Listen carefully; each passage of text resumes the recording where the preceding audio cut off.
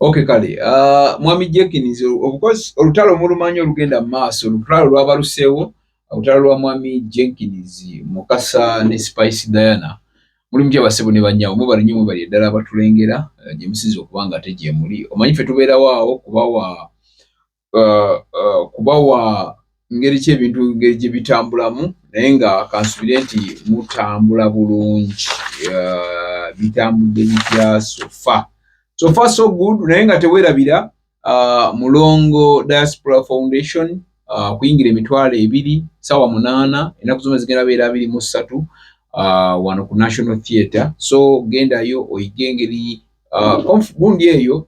workshop eyo eruubirirwamu kusomesa abantu n'abantu obayigiriza n'okumanya abantu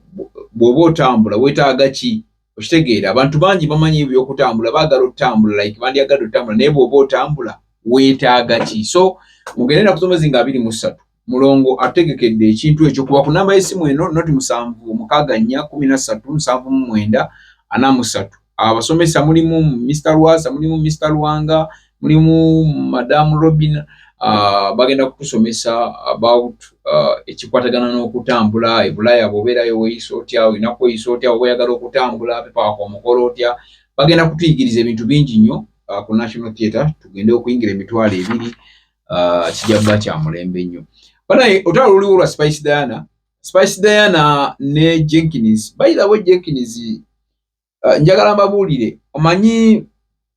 ebiseera ebisinga waliwo ekintu kimu kye mutamanyi naye ndoza kankibagambe nze waliwo kye bayita controversy is a sale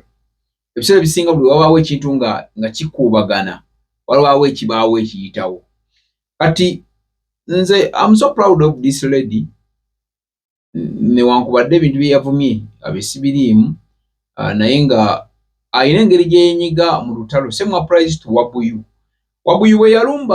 bwe yalumba principal yamulumba n'akwata ebisimayi by'eddwaliro simanyi biki n'ayita oluyimba bwe baaluggyaayo n'azzaawo oluyimba olulala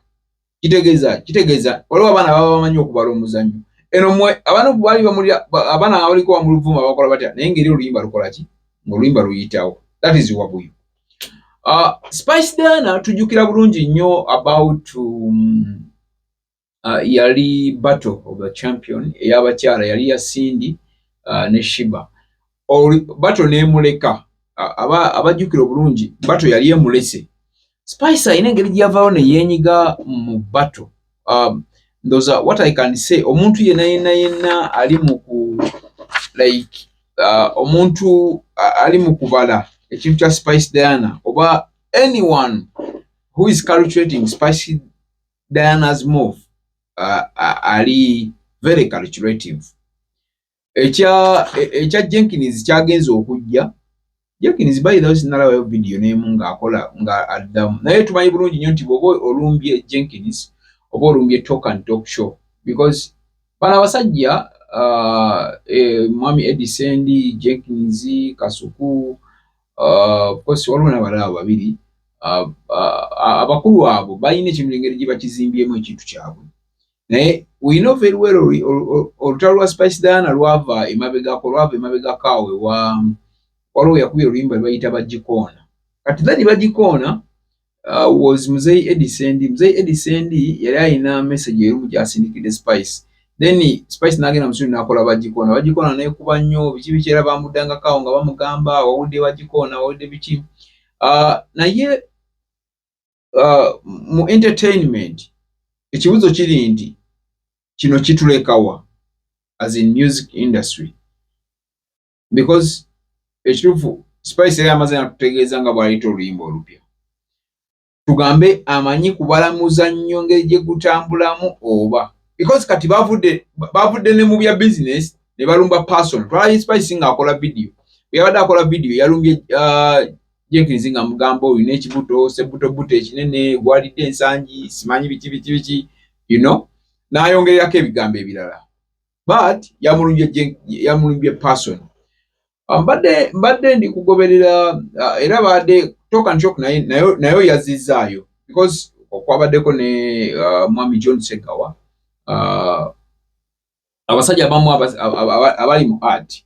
era ab'amaanyi naye namala namuzaayo namugamba kati naawe Spice gwe naawe kenyini naye bw'anajjayo natandika okugamba amagulu agatafaanagana natandika okugamba obukongo bwe butafaanagana kati nga tulaba nti kigenze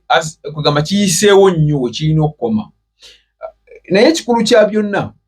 okusinziira nze nga bwe ndaba ebintu kubanga musobola obba mubiraba bulala nammwe nange nga nyina bwe mbiraba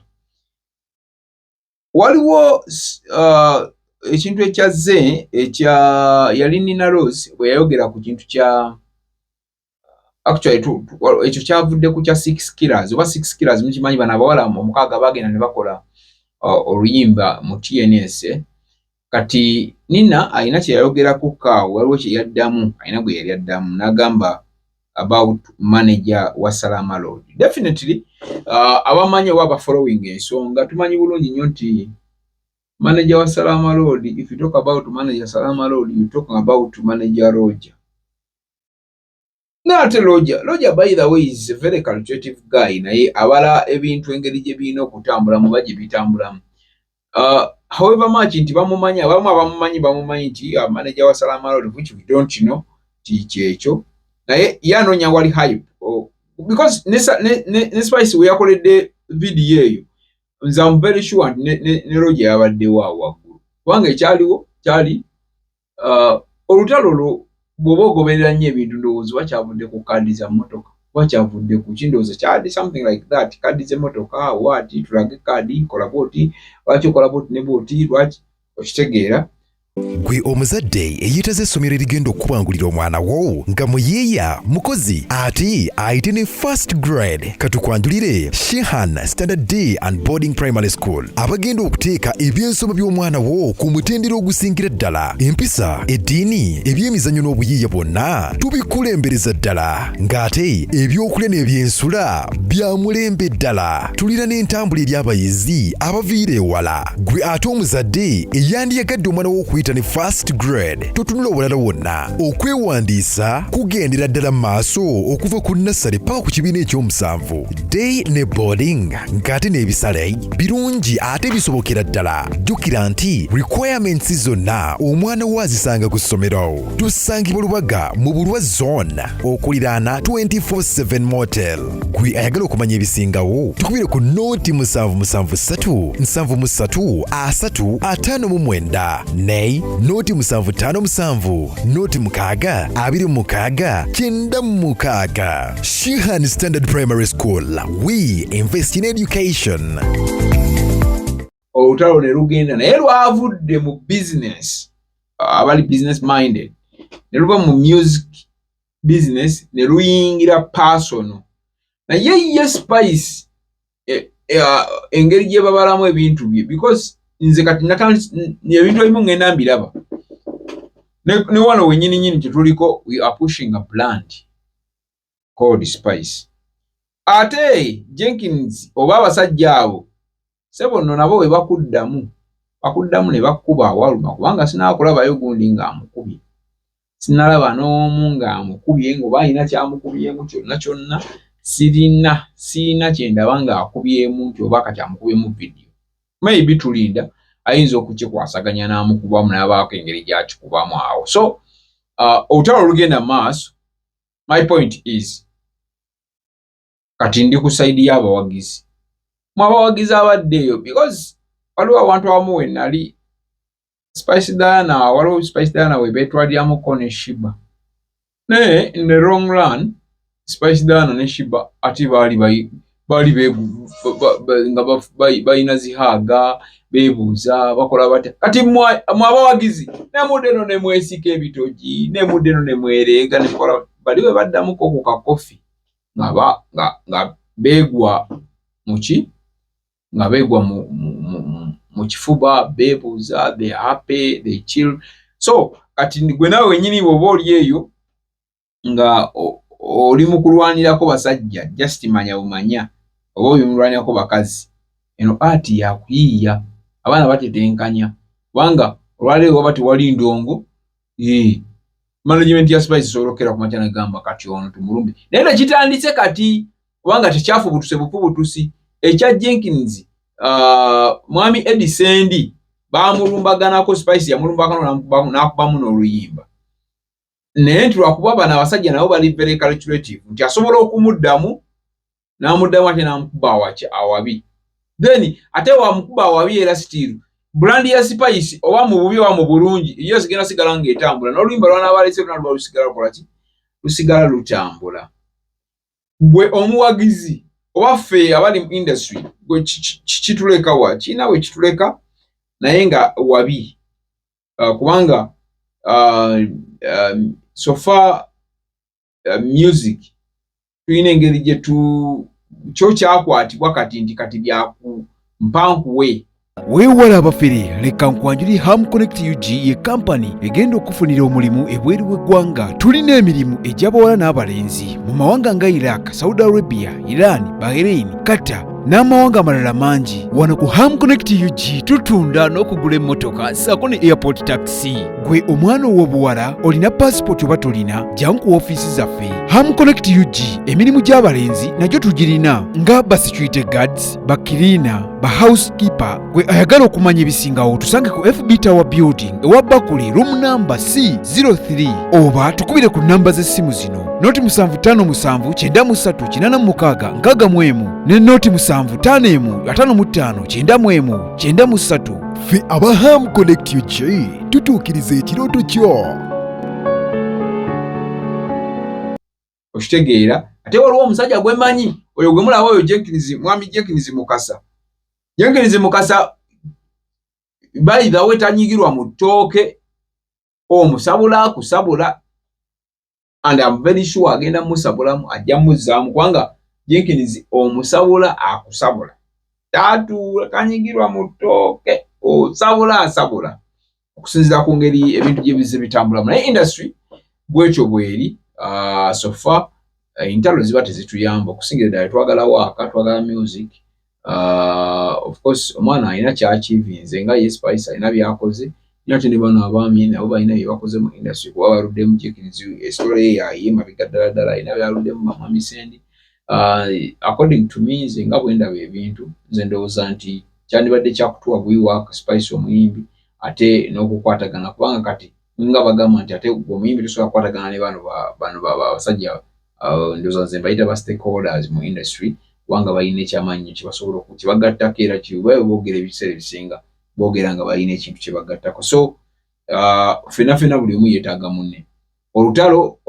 ndowooza badde busungu kubanga nze entula gye ntuliramukko ka video ka Spice alina engeri gyeyabadde akikozeemu nga lutalo lwennyininyini. So weebityo bwe byabadde naye nga nze ndowooza biyinza obutaggwa kati kuleka buli omu okwesonyiwa obwesonyiyo ekintu. Teweerabira ennaku z'omwezi 23 guno omwezi tugenda wali ku National Theatre kuyingira emitwalo 2 omwami Mulongo Foundation agenda ba ali mu kutu yatwetedde workshop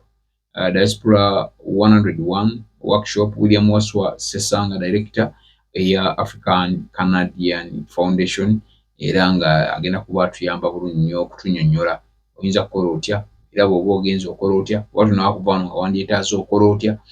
ebyokwogerako bingi n'okusomesa abantu ebintu okumanya. Weeyagala booking kuba ku noti 764137943. Teweerabira naffe aba Shehan Standard Day and Boarding Primary School basajja bazze kutukolako bagamba nti twalayo omwana wo bamusomesa basangibwa mu Bulwa Zone wali mu Lubaga Division. Ekintu bakikwasaganya kuli 24/7 motel abaana ab'ekisulo gye bali n'abadde era ebintu byo bitambulira ddala bulungi nnyo. Kati nkugamba ekintu kimu kitwalayo omwana togenda kwejjusa omwana bamutendeka bamuzuula mu talent buli kimu ne kiba nga kitambulira ddala bulungi nnyo. Ate banaffe teweerabira bano baganda bange aba Victoria School of Beauty nabo basangibwawo Nateete bakikwasaganya manager Morondo banaffe Freedom Properties basangibwa Nateete awo ku Mackay Road. Bagamba nti Freedom Property bakusololeza amayumba beesige bajja kwesiga bakusololeza amayumba buli kimu ne kiba nga ate kitambulira ddala bulungi nnyo ne biba nga byanguwa. Kwegayiridde Bintu ebimu olina obitereeza n'omanya nti kati keze n'ennyumba kanziwe Freedom Properties bazisolooze bajja kumpa akasente kange. Buli kimu kisobola okuba nga ate kitambula. Nina guest house basangwa Namuŋŋoona, gendayo osuleyo, gendayo weeyambise obintu nga bitambula, wummulirayo, waliwo massage, sauna na buli kimu ekitambula. Nze Big Bro Jamal, Ham Connect Uganda Limited, Bonnie Barista basangibwa wa Bakuli ku FB Tower Building. Bakola kakawa Bonnie Barista, Ham Connect batwala abantu bweru. Buli kimu nekibanga kitambula. Top Care Restaurant nabo gye bali nnyo. Ebintu babyanguya naye boyina abantu 10 basobola kuba nga ate bakufumbira. Akumata kumira mpeera. Nze Big Bro Jamal, Ssaabasajja Kabaka wa Buganda wangaala. Tekyabadaza ku Masaka Road, Kiwawo ku Mityana Road, Busunjo, Baka, Mende Kohima Road, Bombo Road, Gayaza Busiika, Gayaza Kayunga n'okwetulula Mukono yonna saako mu bitundu bya Uganda eby'enjawulo. Basoloza amayumba g'abapangisa era nga bazimba n'okuwa pulaani z'amayumba. Ssentale be bokka abakulaakulanya omuntu wa wansi n'okumuzzaamu essuubi. Oyagala okuteekerateekera omukolo ogw'obuvunaanyizibwa ngenda mu bannaffe aba Top Care Restaurant abasangibwa e Nalukolongo ku kizimbe ky'Amakanga wano ku Masaka Road, nga balina abafumbi abatendeka obulungi ate nga bateekateeka emikolo egya buli kika. Bannaffe aba Top Care Restaurant bakola ne outside catering saako ne delivery. Emmere ekutuukako awo wennyini w'oli. Kola order yo kati opiyo. Kuba ku nnamba y'essimu eno bakubire ku 07 55 25 oba 077234 Bannaffe aba Top Care Restaurant bakola omukolo gwo n'otaguddamu. Onoonya ekifo eky'okuwummuliramu nga kirina spa ey'omulembe omuli sauna, massage ne steam bath. Ffe aba Nina Guest House tulina luumu eziri self-contained nga nnungi nnyo. Kosta ne restaurant erimu emmere empoomu eya buli kika. Gwe anyumirwa omupiira ne pool table, jangu buli kimu weekiri. Parking ey'obwereere, security ennungi nga ne privacy y'abaclient baffe yankizo nnyo gye tuli. Tusangibwa ku Hoima Road e Namuŋŋoona nga waakava ku Toto okumpi ne Gombe SS. Tukubireko kati ku 0759164215 oba 076189 Nina Guest House, a home away from home.